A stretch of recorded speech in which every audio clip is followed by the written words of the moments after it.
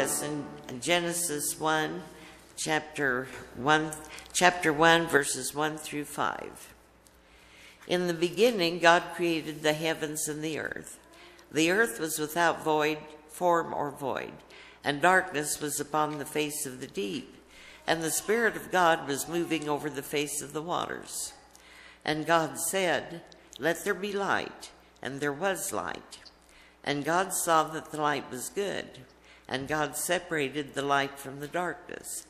God called the light day, and the darkness he called night. And there was evening, and there was morning, one day.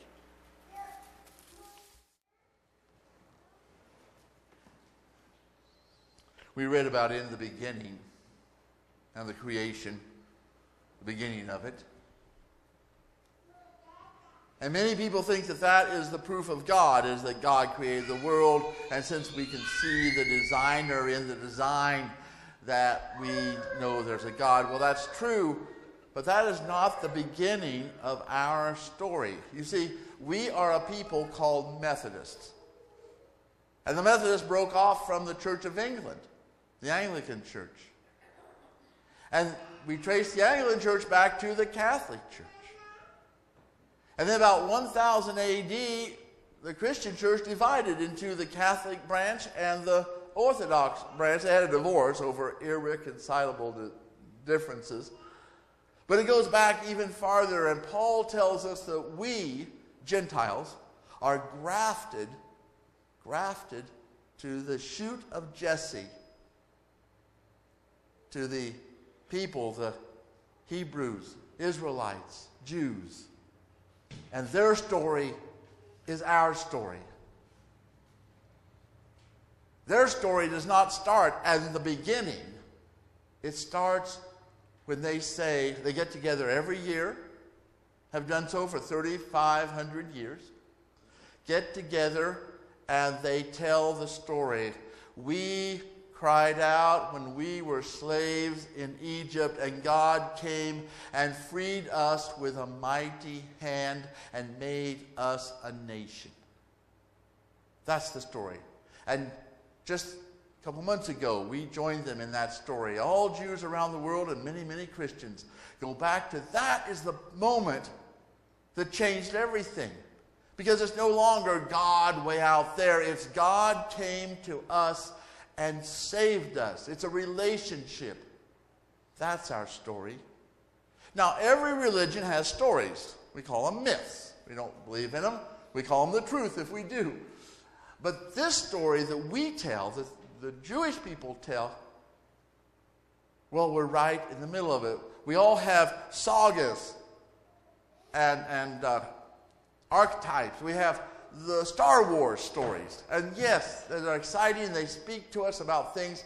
But we have never been on the Millennial Falcon long ago in a galaxy far, far away. But in our story, God is with us. That's the point.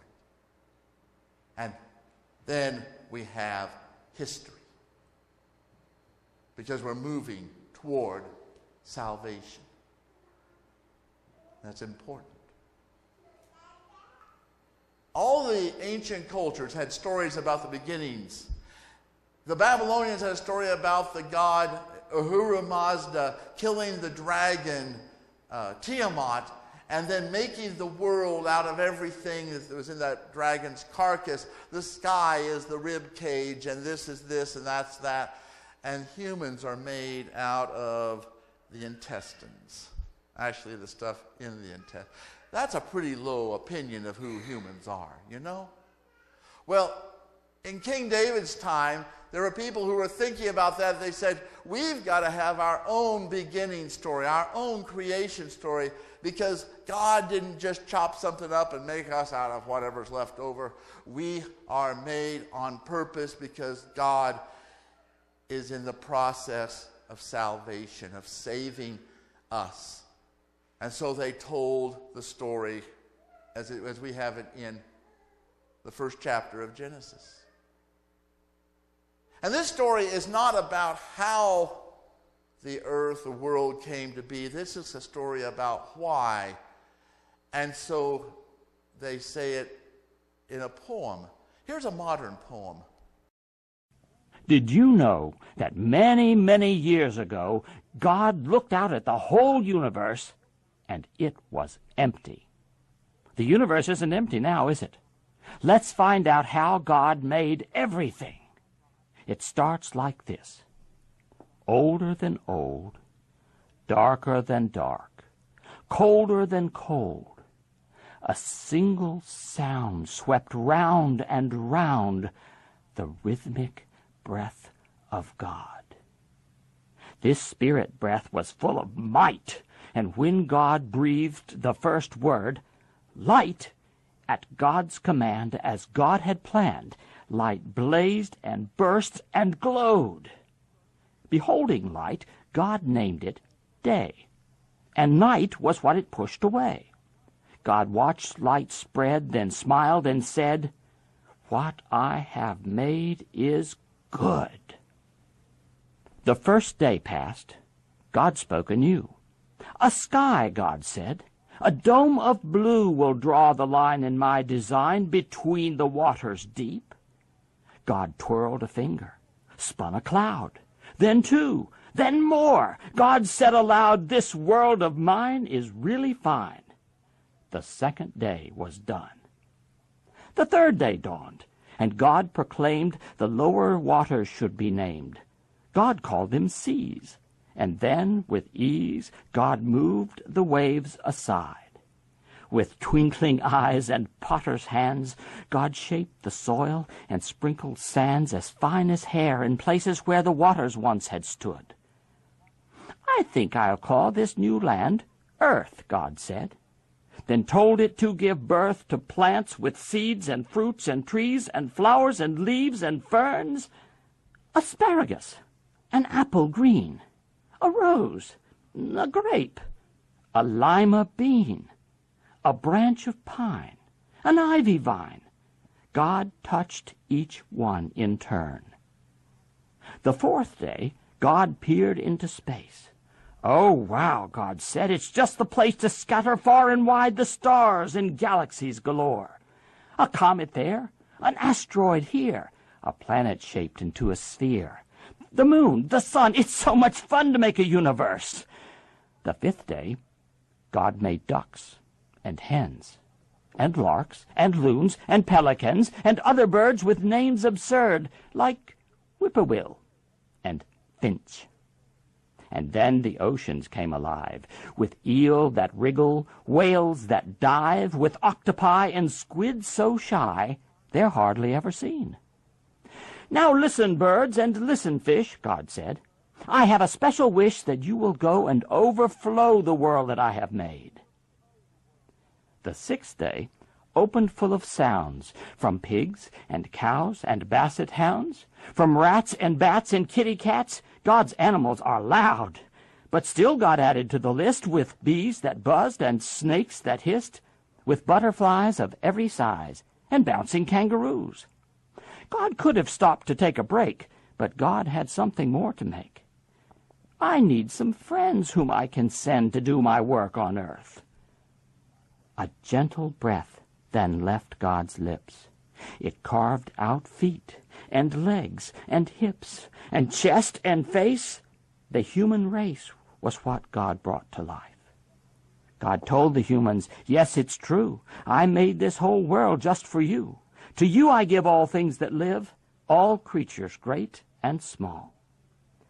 I made you in my image, see? You can create, and you are free. Now go explore from shore to shore this gift I made for you." At last, creation's work was done. The seventh day had just begun. God loved the world, and that love swirled throughout the planet Earth. "It's time to stop for now," God said. "Although much more work lies ahead, this day I've blessed as one of rest, a Sabbath for us all."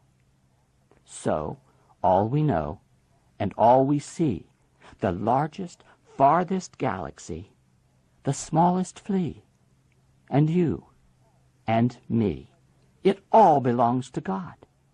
Let everything that has breath praise praise our God for those 6 busy days so God can hear our joyful cheer. Praise God! Praise God! Praise God!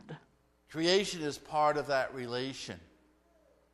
God created us to move along the arrow of time, all of it, moving toward this is my opinion, towards our consciousness of the mind of God. That's what we're made for. To, as in second chapter of Genesis, to visit with God in the cool of the day. That's the purpose. And in order to know what the mind of God is, God sent his Son, Jesus Christ, to show us what that love is.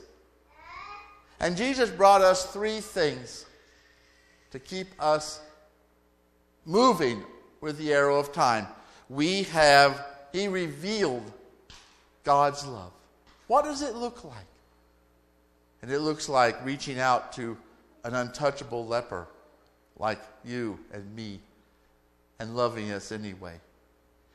He repointed us down the arrow of time, moving towards this saving relationship to know and live and be one with God. And lastly, he revalued us. We so easily fall into those other stories about coming from intestines, that we're not worth anything. But the fact is that God created us.